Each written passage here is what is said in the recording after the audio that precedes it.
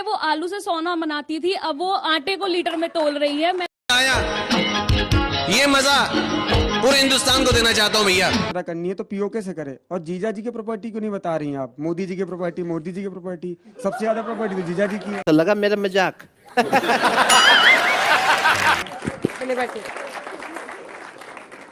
छोटा सा जवाब मैं इसका जवाब दे देती हूँ। एक साथ लेते हैं कुछ सवालों। सत्ता तक पहुंचने के लिए आडवाणी जी ने रथ यात्रा निकाली थी, क्या राहुल जी भी उसी रास्ते के तलाश में हैं? ठीक है मैम, मेरा क्वेश्चन आपसे है, ये भारत जोड़ो का आपने बोल दिया कि ट्विटर पे हम भाजपा के जाके देख लें, वो सपोर्ट में नहीं, आप कैसे उन्हें कन्विंस करेंगे अपने साथ लाने के लिए?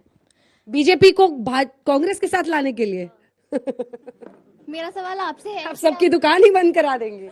मेरा नाम रिद्धि है और मेरा सवाल आपसे है कि अब ये भारत जोड़ो जो आंदोलन चल रहा है, क्या ये वोट बटोरो आंदोलन है या वाकई में भारत जोड़ो आंदोलन है? ठीक है।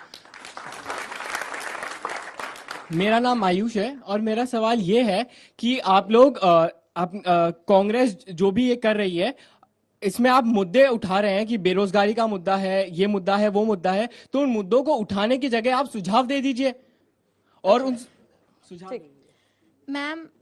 मैम आप ये राहुल गांधी जी सारे सवाल आप ही के लिए हैं। यही देखिए, देश में दिक्कत यही है, हम ही तो सत्ता में ये लोग सवाल आपसे पूछते हैं। जवाब दूंगी मैं। चलिए मैम, राहुल गांधी जी भारत जोड़ो यात्रा तो कर रहे हैं, लेकिन उनकी ही टीम से, उनकी ही पार्टी से जो पुराने लीडर्स छोड़ के जा रहे हैं, उनका क्या भगदड़ मची हुई है कांग्रेस पार्टी में। हाँ, मेरा नाम मुस्कान है। मेरा सवाल ये है कि 2014 से ही लोगों ने भारत जोड़ो फॉलो करना शुरू कर दिया था, लेकिन अब कांग्रेस कह रही है कि वो नया ये लेकर आ रही है। लेकिन जब कांग्रेस सुनने में आया कि कांग्रेस नई आई है, कांग्रेस नई कैसे है? पहले वो आलू से सोना बनाती थी, अब वो आटे को लीटर में तोल रही है। मैं बस इतना पूछना चाहती हूँ कि कैसे हम भरोसा कर ले उन पर? ठीक है, एक साथ जवाब देंगे, छोटा एकदम छोटा। मेरा सवाल मैम से है कि कांग्रेस भारत जोड़ो आंदोलन पर निकली है, लेकिन कांग्रेस के जो युवा वरिष्ठ जो चेहरे थे, जैसे ज्योतिरादित्य सिंधिया या कपिल सिब्बल, गुलाम नबी आजाद, ये कांग्रेस से निकल के दूसरी पार्टियों में जा रहे हैं या दूसरी पार्टियां बना रहे हैं, तो कांग्रेस खुद को जोड़ के रख नहीं पा रही है। मैम, मेरा नाम आकाश है। मेरा सवाल मैम ये है कि जैसे हम लोगों ने पास्ट में देखा था कि कांग्रेस का कहीं ना कहीं सपोर्ट जेएनयू कांड में हुआ था। मैम, जेएनयू को हम लोग ये अच्छे जानते हैं कि उनका भारत के विरोध में ही सारे एजेंडा, सारे एक्टिविटीज होते हैं, तो ये भारत तो वो पहले से ही तोड़ रहे थे, तो अब ये नया एजेंडा उन्हें वोट बैंकिंग के लिए क्यों इस्तेमाल कर रहे हैं? कोई भी इनिशिएटिव नया कांग्रेस जब लेती है तो क्यों हर वक्त वो पिन पॉइंट हमेशा बीजेपी क्यों करती है? और ये यात्रा लोगों ने पहले क्यों नहीं स्टार्ट करी, अभी क्यों याद आई? ठीक है, आखिरी सवाल नीचे आइए। इस यात्रा का जो मेन मोटिव है वो है जो पॉलिटिक्स की वजह से हिंदू एंड मुस्लिम के बीच में जो कंट्रोवर्सी और टाइप को फाइट हुई है, उसको रोकने के लिए इनका कहना है कि इसको रोकने के लिए हमने ये यात्रा चलाई है। तो इसका सच में यही मोटिव है या फिर कुछ और भी मोटिव है? अच्छा, आपको शक हो रहा है? Yes ma'am. कल शाम को ह्यूमन डेवलपमेंट इंडेक्स की रिपोर्ट आई है, जिसमें हम 130 से 132वें स्थान पर चले गए। नेपाल, भूटान, चीन और बांग्लादेश के नीचे। ह्यूमन डेवलपमेंट इंडेक्स का मतलब है शिक्षा में, स्वास्थ्य में, स्टैंडर्ड ऑफ लिविंग में आप लगातार स्लिप कर रहे हैं, तो आंकड़े तो नहीं झुठला सकते। क्या बोला तूने? तुझे अक्ल है? तू क्या बोल रही है? चुप! चुप हो जा, सातवीं फेल, चुप! पार्टी महंगाई बढ़ाती थी तो बीजेपी सबसे पहले सवाल खड़ा करती थी। आपकी बार महंगाई पर वार कहते थे। अब जब बीजेपी सत्ता में है तो क्यों खुद आंसर नहीं दे पा रही है? इतनी महंगाई क्यों बढ़ रही है? सिलेंडर 300 रुपए का होता था तब इतने सवाल उठते थे, अब 1100 रुपए का हो गया तो क्यों सवाल नहीं उठ रहे हैं? बहुत अच्छा सवाल आपने पूछा है। आज सिलेंडर 1100 रुपए का है और जनवरी 2014 में 1241 रुपए का था सिलेंडर। जाके चेक कर लीजिएगा।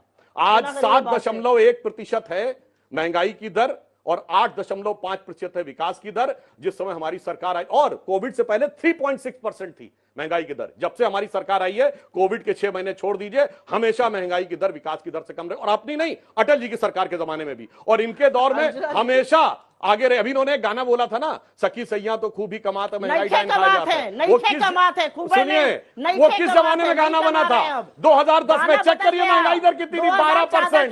2011 में 10%।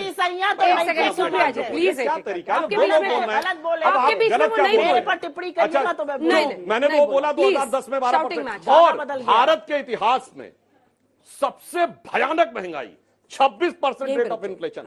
आप लोगों को पता है कब था? जिस जमाने में गाना बना था कि पाउडर वाले दूध की मलाई मार गई और राशन वाली लाइन की लंबाई मार गई और बाकी जो बचा था वो महंगाई मार गई। 1974 का जाके चेक कर लीजिए। लड़ाई मार गई, दूसरी यार की जुदाई मार गई, तीसरी हमेशा की तन्हाई मार गई, चौथी ये खुदा की खुदाई मार गई, बाकी कुछ बचा तो महंगाई मार गई, महंगाई मार गई, बाकी कुछ बचा तो महंगाई मार गई।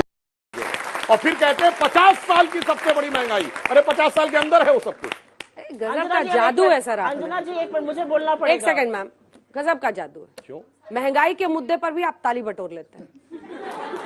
ये हुनर है, ये हुनर यकीन नहीं मानिए। है, ये हुनर नहीं है। जो एक्स्ट्रा पैसे जनता दे रही है ये इनका योगदान है, महंगाई नहीं है देश। जी नहीं, मैं योगदान है कहता हूं, महंगाई। हुनर नहीं। मैं दूसरी है बात कि कहता नहीं हूं। है? ये नहीं है कि नहीं है? मैंने सुनिए, मैं एक बात कह रहा हूं। है कि नहीं है प्रभु? ये परिस्थिति की हकीकत को समझने की क्षमता और नियत का अंतर है जिसकी वजह से किसकी नियत खराब है? हमारे नेता की नियत और इनकी नेता की नियत में जो अंतर है महंगाई जनता किसकी उसको ज्यादा समझती है। इसीलिए इनके नेता से भले ही वो कहते हैं और दो, हमारा नेता तो अगर ये कहता है कि सब्सिडी छोड़ दो तो लोग छोड़ देते हैं। ये अंतर है दोनों के। सर महंगाई का नाम बदल दीजिए, योगदान कर दीजिए। ये अच्छा, जनता बहुत का अच्छी बात योगदान कही। है। सुनिए, बहुत अच्छी बात आपने कही। योगदान रेट। अब ये सुनिए, फिर हम लोग बताएंगे योगदान रेट में अरे आपने इजाफा बड़ी अच्छी हुआ। बात कही, ये बताइए। योगदान रेट गिर गया। आपने बड़ी अच्छी बात कही।